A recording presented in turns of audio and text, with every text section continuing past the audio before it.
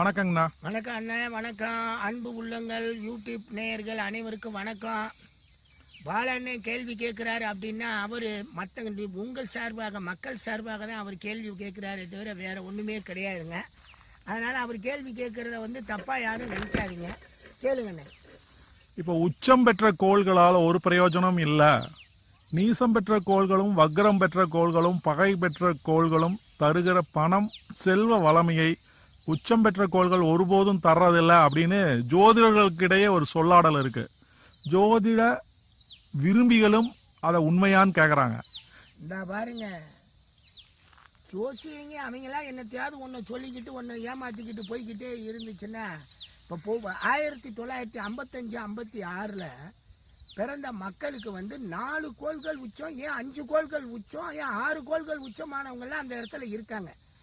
சனியன் துலாத்தில் உச்சம், செவ்வாய் மகரத்தில் உச்சம், சூரியன் மேசத்தில் உச்சம், குரு கடகத்தில் உச்சம், இந்த சந்திரன் உச்சமாக இந்த பக்கம் சுக்கிரன் உச்சமாகக்கூடிய சூழ்நிலையிலெல்லாம் பிறந்திருக்காங்க. 4 கோள் 5 கோள் உச்சமானவங்கெல்லாம் இருக்கிறாங்க. இருந்தவங்கெல்லாம் என்ன, அவங்கெல்லாம் பணம் தரலையா, அவங்கெல்லாம் சம்பாதிக்கலையா, அவங்களுக்கெல்லாம் வரவு வரலையா அப்படின்னு நம்ம கேட்குறவங்கெல்லாம் உண்டு.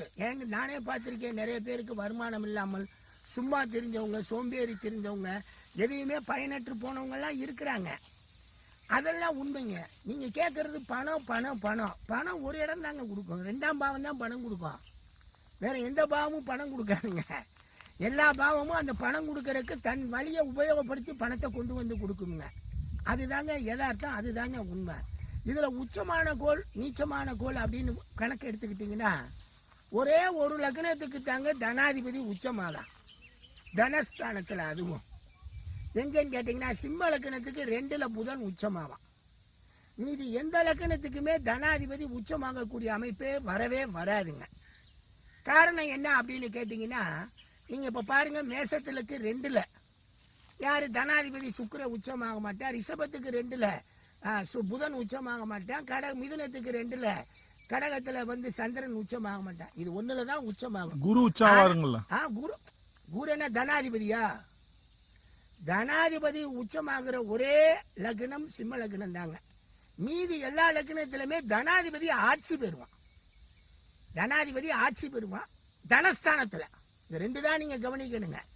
ஒருவனுக்கு நிலையாக நிரந்தரமாக வருமானம் வந்து கொண்டே இருக்கக்கூடிய அமைப்பு, அல்லது பேசிக்கொண்டே இருக்கக்கூடிய அமைப்பு, அல்லது குடும்பமாக வாழக்கூடிய அமைப்பு ஒருத்தனுக்கு ஏற்படுமே. ஆனால் அந்த அமைப்பு தனாதிபதி ஆட்சியோ உச்சமோ இருக்கணும். இது ஒரு அமைப்பு. என்னன்னு கேட்டிங்கன்னா, அவனுக்கு ஈஸியாக அந்த பணம் வரவு போக்குவரத்தெல்லாம் வந்து போய்கிட்டு இருக்கும். அவ்வளோதான். இதில் 2ல் சிம்ம லக்னத்துக்கு தனாதிபதி புதன் உச்சமாகி அவருக்கு ரொம்ப வருமானம். இந்த அளவுகோலை இருக்குது பார்த்தீங்களா, இந்த அளவுகோல்ங்கிறது என்னன்னு கேட்டிங்கன்னா, தனாதிபதி நீச்சமாகி 12ல் கெட்டு போனவங்களுக்கு கூட, அது எப்படின்னு கேட்டிங்கன்னா, இப்போ மேச லக்னம்னு எடுத்துக்கோங்க. தனாதிபதி சுக்கிரன் 12ல் போய் நீச்சமாவான். அதே மேச லக்னத்தில் பிறந்தவங்களுக்கு தனாதிபதி 12ல் நீச்சமாயிடுச்சு, அதுக்காக செல்வம் இல்லை, செல்வம் இல்லாமல் போயிடுச்சு அப்படின்லாம் கிடையவே கிடையாதுங்க.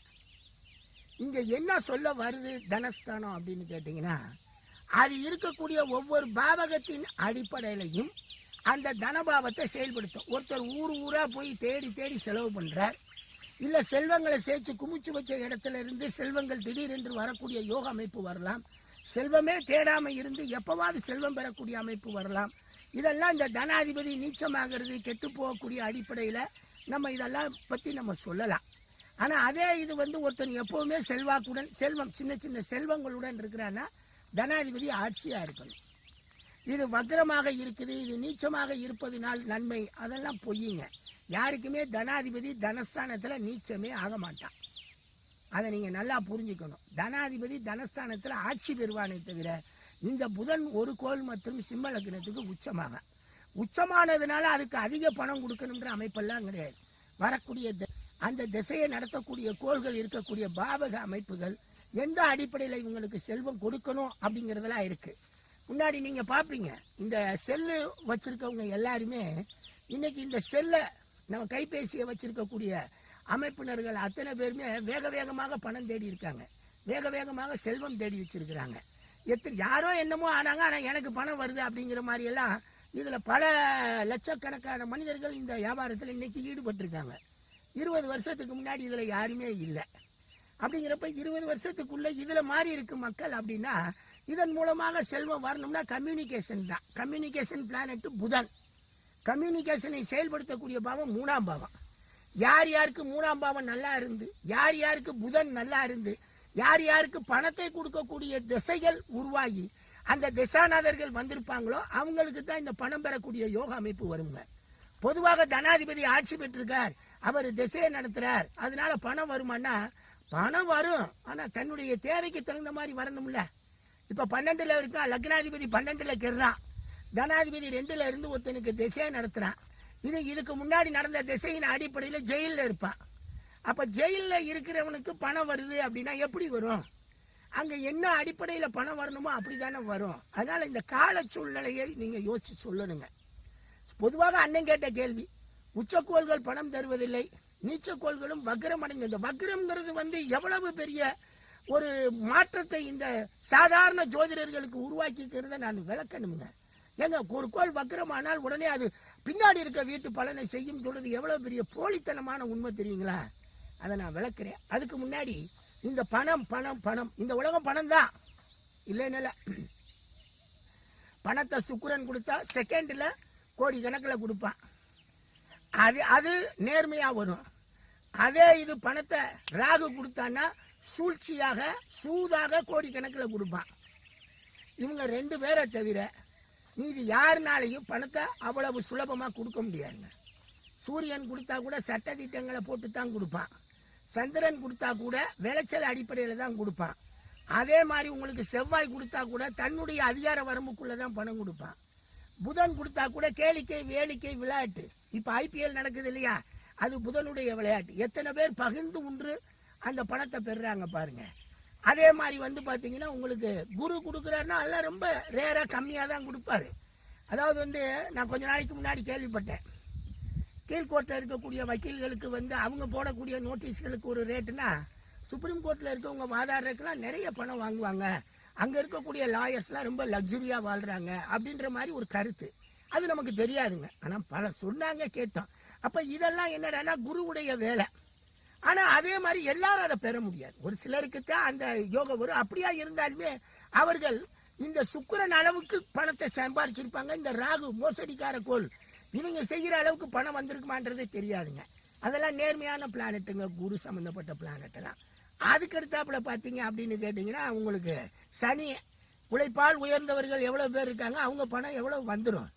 அதனால இங்கே நம்ம பணத்தை பார்க்குறப்ப பணம் யாரால் கொடுக்கப்படுது, அந்த கோளினுடைய உண்மையான வலிமை என்ன? ஆட்சி பெற்றதுனால ஒரு கோள் சட்பலத்தில் வலிமையாக இருக்காதுங்க, இஷ்டபலமும் வலிமையாக இருக்காதுங்க. ரொம்ப கஷ்டபலமாகவும் இருந்து அது ஆட்சி பெற்று சட்பல வலிமை இல்லைன்னா அதனுடைய ஸ்ட்ரென்த் ரொம்ப கம்மியாக தாங்க இருக்கும். அதனால நம்ம இந்த கோள்களை பற்றின உச்ச நிச்சத்தை பற்றி பார்க்கும்போது இந்த மக்கள், சாதாரண ஜோதிட மக்கள் வெறும் உச்ச நிச்சத்தோடு நின்றுதுங்க. உண்மையிலேயே இந்த சட்பல கணிதம்னு சொல்லக்கூடிய ஸ்தான பலம், காலபலம், நைசர்கிய பலம், திக்கு பலம்,